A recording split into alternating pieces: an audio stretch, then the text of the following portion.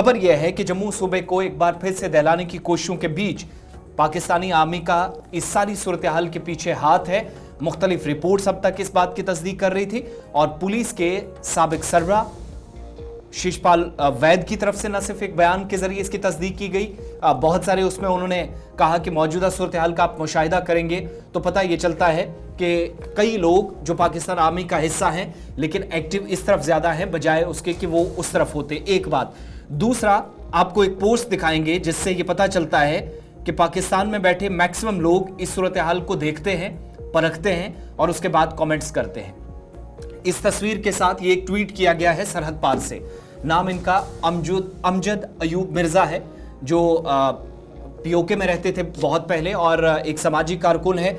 अब बीच में लंदन और बीच में अमेरिका में चले जाते हैं। इनने 4-5 चीजें ऐसी मेंशन की हैं जो इस तरफ सिक्योरिटी इनपुट्स अभी तक आ रहे थे उनको बहुत हद तक दुरुस्त न सिर्फ साबित किया है बल्कि एक तरह से यह भी तस्दीक कर दी है कि आइंदा दिनों में एक बड़ा प्लान इस ट्वीट को अगर सही मान लिया जाए तो सरहद पार से तैयार दिया जा रहा है। इंतहाई सूरत हाल को तशवीशनाक और ख़राब बनाने की कोशिशें। फिर इस एक पाकिस्तानी आर्मी के जो इस वक्त एक्टिव फौजी अफसर हैं उनका भी हवाला दिया गया कि ये इस वक्त बाज़ाब्ता तौर पर एक ब्रिगेड को जो सरहद पार बैठी है लेकिन इस तरफ पूरे ग्रुप को एक्टिवेट करने में कलीदी रोल अदा कर रहे हैं और बहुत सारी बड़ी बातें कहेंगे, एक एक करके चीज़ें बताएंगे।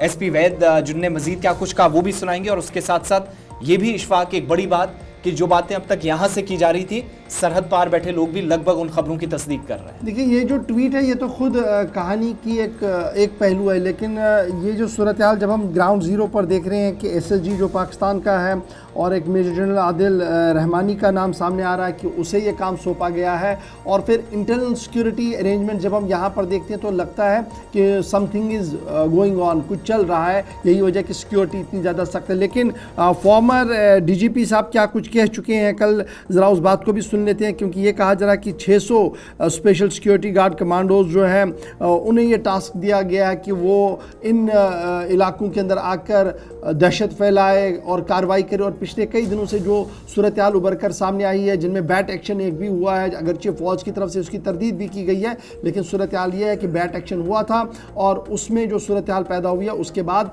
इस ट्वीट और एसपी साहब डीजी साहब के फॉर्मर डीजी साहब के बयान को सुनना बहुत ज़्यादा ज़रूरी है ताकि हिकमत अमली को सिक्योरिटी एजेंसियां भी उसी तरीके से तरतीब दें। नमस्कार। पिछले कुछ दिनों से जो आप जम्मू रीजन में अटैक्स का अपसर्ज देख रहे हैं और इसी तरह की अगर आप देखें कोशिश की जा रही हैं कुपवाड़ा ज़िला में कश्मीर वैली के, वहाँ भी हालात बिगाड़ने की कोशिश की जा रही है। इसके पीछे आदिल रहमानी जो GOC SSG commandos Pakistan army का है वो इसके पीछे सारा डायरेक्ट कर रहा है, ऑर्गेनाइज कर रहा है। इसमें इस 600 एसएसजी कमांडोज एयर मार्क इस काम के लिए किए गए जिसमें से काफ़ी अंदर आ चुके हैं और कुछ अंदर आने की कोशिश कर रहे हैं। ये मुझे लगता है एक्ट ऑफ वॉर है और इसमें इनकी कोशिश है 16 कोर और 15 कोर को पूरी तरह इन्वॉल्व करना, उसको एंगेज करना इस जंग में। ये इनका एक सलीम लेफ्टिनेंट कर्नल है जो रिपोर्ट्स के मुताबिक अंदर आ चुका है और वो ही सारे ऑपरेशन डायरेक्ट कर रहा है। इन्होंने लोकल नेटवर्क जो जिहादी नेटवर्क है, लोकल स्लीपर सेल्स उनको एक्टिवेट किया है और इन्होंने 2 बटालियन और एसएसजी की इसके लिए रेडी रखी हैं पाकिस्तान में।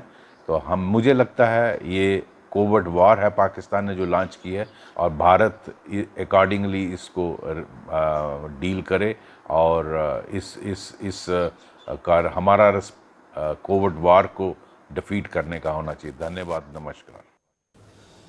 चलिए, फॉर्मर डीजीपी का बयान बड़ा इंपॉर्टेंट है क्योंकि उस वक्त हम बयान आपके सामने रख रहे हैं। इसमें एक बड़ी बात उनकी जानिब से की गई कि कैसे यहाँ के अफवाज को एंगेज करना है। इसके लिए 500 से 600 लोग, अगर इस बयान को सही माना जाए और फिर इस ट्वीट की तरफ जाए तो दोनों चीज़ें तस्दीक करती हैं कि 500 से 600 लोग जो पाकिस्तान आर्मी के साथ जुड़े हैं, मुंसलिक हैं, वो सरहद के इस तरफ एक्टिवेट हैं। चलिए जनाब।